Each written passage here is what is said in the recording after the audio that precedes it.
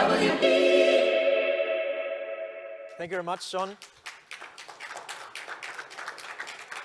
Hello, everybody. It's great to be here. My name is Louis, as you've heard, and I will talk a little bit about an action guide to implement augmented reality in design and engineering today.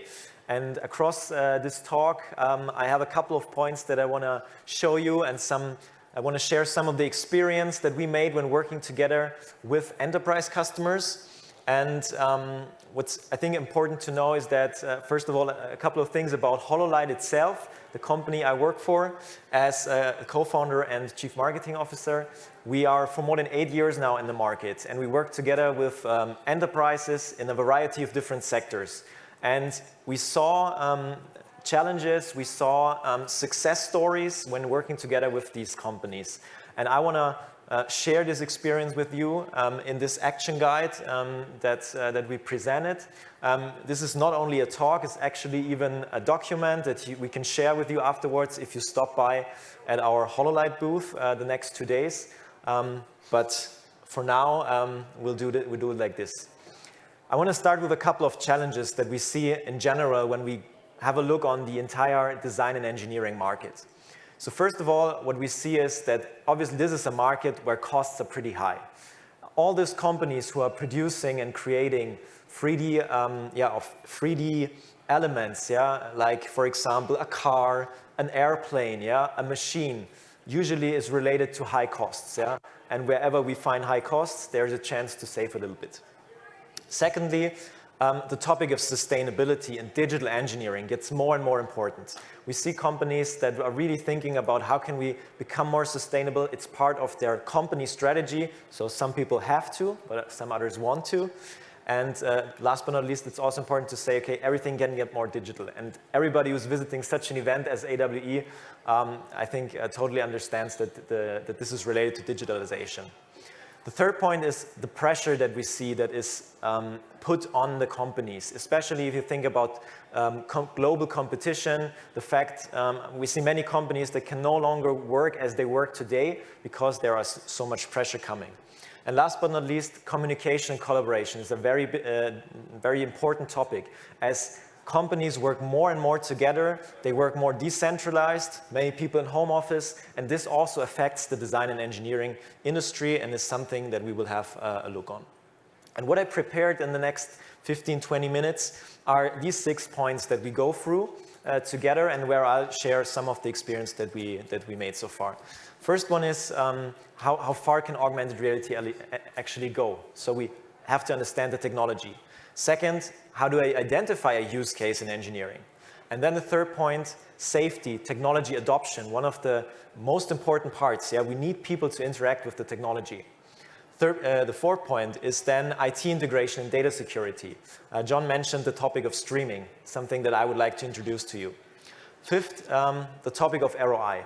Everybody wants to get something back when investing in such a technology, and I'll share some orientation where you can actually find the return on investment. And the last point is who should now push things, and these are the 6 points that we will talk about. So how far can we actually go with augmented reality? I know that some of you guys are really already experts in AR/VR, but for sure not your entire company is, and that's very important to understand. So even if you're the expert, this action guide should help also your colleagues to become experts. What can the technology actually do? What do you add? What's new? And this is important to understand. First of all, new technology. Obviously, we have to understand what new technology actually means. Spatial understanding, understanding the room, tracking. These are all technological components that we need to understand, and we have to bring this in relation with the new hardware that is coming on the market. Which hardware can do what? This is important to understand. And something that many companies always underestimated is this new way of interaction. People are not used to work with AR devices still, and that's why it's very important to understand what is coming new, and AWE is the best place to really jump into these topics. And then many people forget, what do you actually have already? And that's even more important, yeah, because we come from a side where we already have data, yeah, that we want to work with, existing people that are used to existing processes, and the systems, something like a PLM system that is already available. We need to connect both, yeah, and make sure we have a digital continuity so that to bring all that together. How do we identify a use case? This is a very difficult question, but in the end, if you find somebody in your company who looks like this guy, then you're at the right place. Because wherever you have high costs today, you'll find a use case, I'm pretty sure. Wherever material is expensive, think about the automotive industry. Producing a car is very, very expensive, yeah? Each part, and not even just the physical part, but also even a 3D print in a specific size costs money. And wherever you find something that is expensive, there's a chance for a good use case. Where do complications arise, yeah? Where do you nowadays have issues when people talk? Where do you have situations where you need to make changes very often? This is very important to understand because you'll find a use case there. Third point, where do employees actually wait for something? Wherever you have downtimes, waiting times, there is a use case because things can get more efficient. And last but not least, where are things unsustainable or analog? Where do you have to get out of a digital process, print something, for example? Where do you need to travel because you cannot see it virtually? This is definitely something where you find use cases. And we see that companies sometimes struggle to identify these use cases. Because, to be honest, design review is not a use case. What do you want to review? Yeah, why do you want to review it? This is very important to understand, and then you will find a good use case. Where do we as HoloLight see use cases for design and engineering? Because what we also have to understand, there is something like a beachhead market, a market where it's obvious that technology can help. And these are the industries that we work in: automotive, aerospace and defense, manufacturing are the most important ones, and then we have a couple of enterprises we work with in medtech and construction.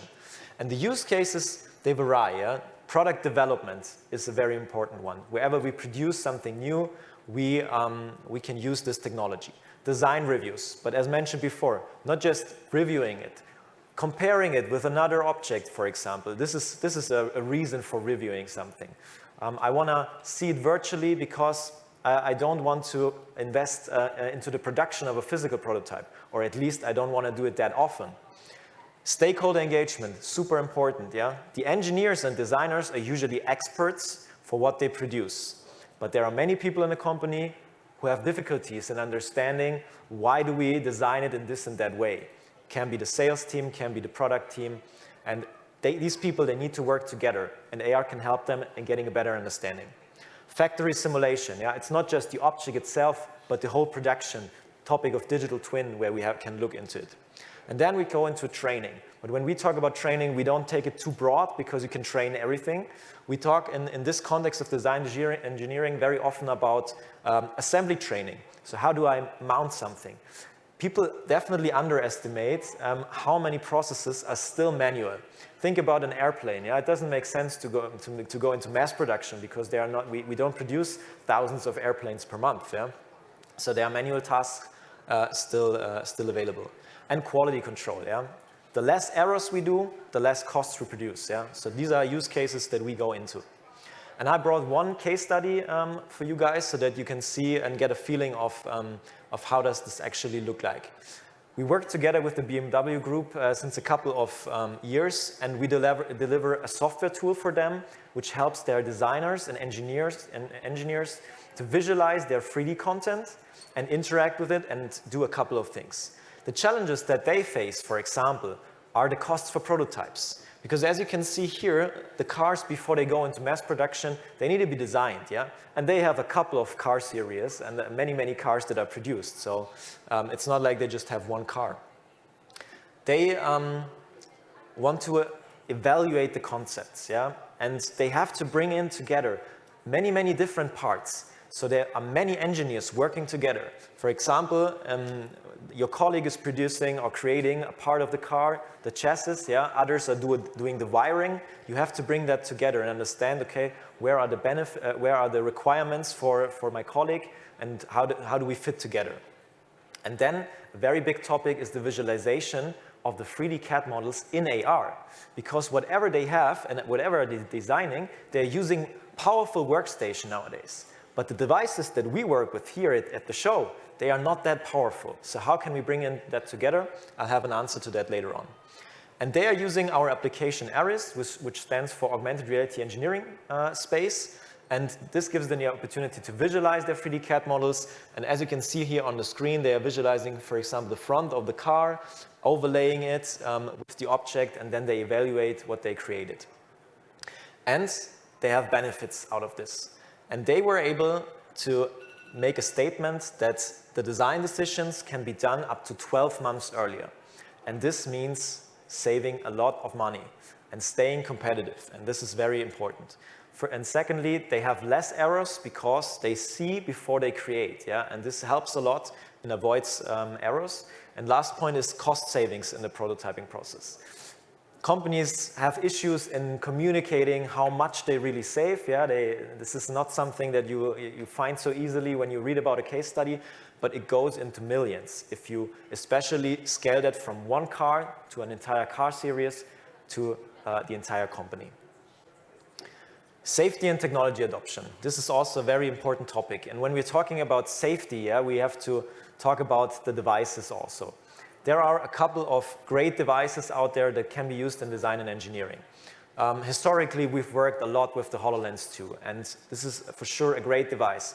All these devices that are mentioned here on the AR side, they have spatial understanding, because when working in design and engineering, we want to see stuff in 3D. So it's very important that we can visualize things stable in the room. But depending on what you actually want to do, you have to choose the right device. So don't just take a device and make the use case, but think about the use case first and then use the device. Magic Leap, for example, has a great device when it comes to the visual quality of the visualization. Yeah? If this is your priority for your use case, you might want to look into this one. And then think about AR and VR. Very often you have to decide whether you want to go into AR or VR. At HoloLight, we think it's more important that actually you can use both and combine both. Because you might have an engineer which is in home office and does not have much space around him, so he wants to take a VR device. And then you have a colleague who is in the factory, has in front of him a real physical part. These people should be able to work together so that you can get the best out of both technologies. Certificates are very important, but think about also what feature does each glasses, for example, brings with him. For example, is my device able to scan a QR code or not? Yeah. Very simple topic, but you have to understand that, and that's why you have to look into it. How do we measure success? This is also a very important topic.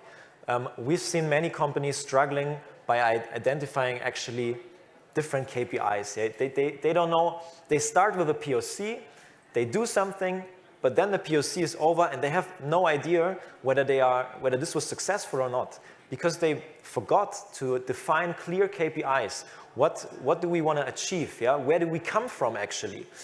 If you want to reduce the number of tasks, yeah, in a certain process, you need to know how many steps you have before you use AR. Yeah? So this is very important. And then talking to people is very important, yeah, to the users, because the user is the one using the technology in the end. So it's very, very important to get this constant feedback in order to make the solution very easy. For us, it's a very important topic to make it simple for the users. So we invest a lot of time in the optimization of a user interface, for example, because if you have to click a button 10 times, it's very difficult. And then don't give up after the first mile. We've seen so many companies doing one POC, and then it kind of, I don't know, got out of focus, was not so successful. But it's important to learn from what was wrong and do it better, because the technology has potential. Everybody of you knows how the reports look like for the forecasts for revenue in this industry. It's amazing, it's mind-blowing. So there is definitely advantage, but you need to go to the second and third mile. And then share your experience with colleagues, suppliers, management. Suppliers, I mean myself, yeah, and our company. It's very important to get that feedback. We can only improve if we get direct feedback from an enterprise, so it's very important to talk. Now we come to the IT integration and data security, because it's very important to understand that we are still facing some challenges, and we want to go out of a POC phase to a scaling phase where we use technology on a broader scale. And here are some of the challenges that we saw when working together with companies. First of all, the lack of device performance. Devices, as mentioned before, they are limited in performance. Where should it come from? We want to have it small. We want to wear it on our noses, yeah, and it should be easy to wear. And there's no space for a super powerful server environment. We don't have centralized XR platforms. I know so many island solutions, yeah. The left hand doesn't know what the right hand is doing, yeah. This has to be avoided. We have to centralize it. Then this seamless interface between the XR application and the content is very, very important. If XR is a separate topic, an island solution in a company, you'll lose sooner or later, yeah. It has to be integrated with the existing systems. It has to be integrated with the content that is already available. If we have to produce all the content from scratch, I don't want to do that actually. And then we haven't seen a scalable approach for rollouts, yeah. So many people start, but they have no idea how to move on. And it's very important to keep these things in mind. And one of the concepts that can really actually help in setting up a scalable infrastructure is remote rendering or streaming.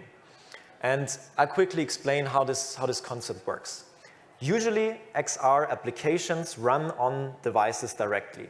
And that's why they can only work with the performance that we have available on the device.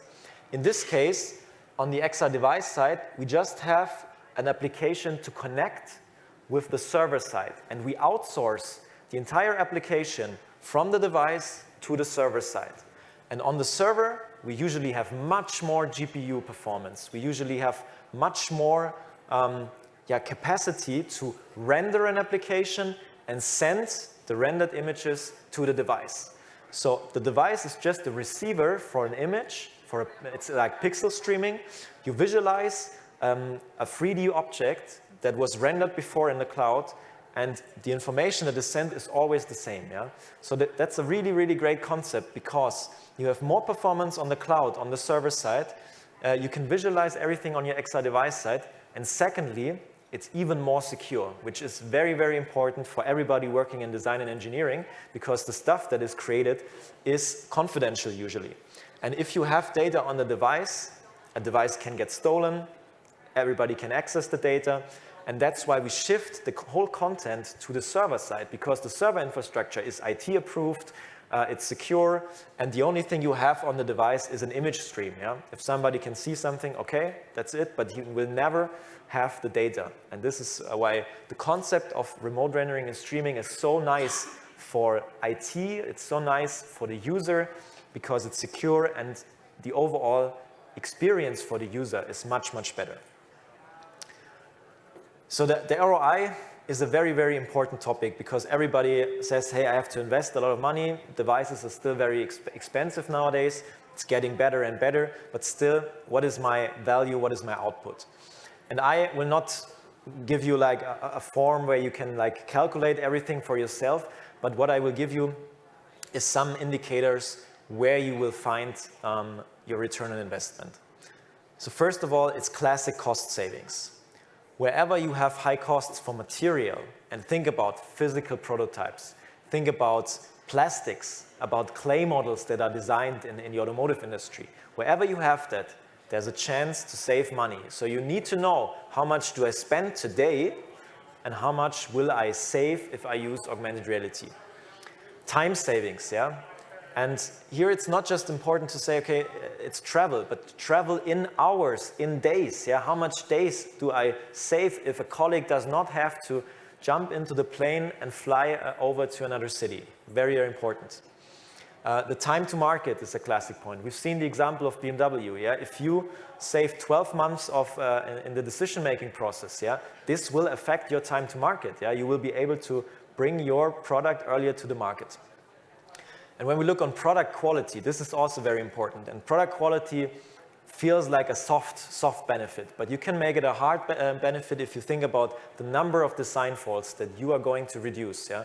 The number, and this obviously affects also the savings, the cost savings, but also the returns and complaints that you will save if the stuff that you produce is perfectly fine.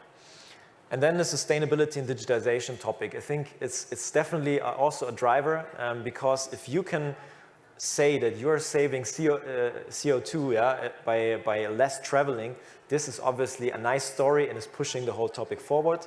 If you can save plastic parts because you don't have parts that you need to throw away after using it once, this is also something that is very, very helpful. If you can reuse virtual parts all the time, this is a huge benefit. So return on investment, very important topic, but we want to help people to understand, where do I find the return on invest. Last point, who will drive AR in your company? That's a very good topic, because we see very often that companies hire an AR VR expert, and maybe it's even you, but you'll not be able to do all alone, because you need to work together with the departments, especially with designers and engineers, because they are doing their current work and they need to understand how the future could look like. And if you want to become the next Max Verstappen, winner of the Formula 1, then you need to know a couple of things. First of all, staying up to date is super important. How often did I talk to somebody on a fair and the person was telling me, oh no, I already tried this. 4 or 5 years ago, old generation of hardware, and they have no idea, these people have no idea what the technology can actually do. So it's always repeating, staying up to date, what is the new technology doing? And then implementing in the short term, super important, but you have to know how your long-term story looks like, What do you want to achieve in the next year, 2 years, 5 years, And there are many companies having really great plans for the future, and they know how to go there step by step. And I think, but there are still companies that have issues in setting up this plan. The third point is that AR, VR is the foundation of the metaverse. At HoloLight, with what we do, we want to also make sure that you can set up something like the industrial metaverse, which is very important. But what's important to understand is it starts with AR, VR. If you haven't understand what AR, VR can do, it will be super tough to set up a metaverse strategy. And that's why you start with AR, VR first. And the last point, which we always have to keep in mind, is you are not implementing augmented reality or virtual reality technologies, you are implementing a solution. It's a huge difference, because we shouldn't work and act technology driven. You should act like you would find a better solution for existing processes. You want to make your company better, you want to improve the happiness of people, and that's why I always have to think about the solution. If AR is not the right solution for a use case, go with something else. But the good thing is, AR in many cases can help, and I hope you got a little bit of an overview about what it can do. If you want to experience what HoloLight is actually doing here at the fair, then visit our booth tomorrow. We'll have an engineering application that is fully streamed via our platform, so you have the chance to experience the benefits of streaming, and you get a better feeling for the use cases in design and engineering, all packed in one package. And we'll be around here. Later on at 2:15, there will be a great talk from my colleague Susanne with Northrop Grumman, and they will talk about the challenges that actually companies like Northrop Grumman have when scaling XR. So I can highly recommend that. And having said that, I would like to thank you all for listening, and have a good day. Do we have time for one question? Yeah, sure. One question? You'd have to come to the microphone in the middle of the room would be great. Thank you.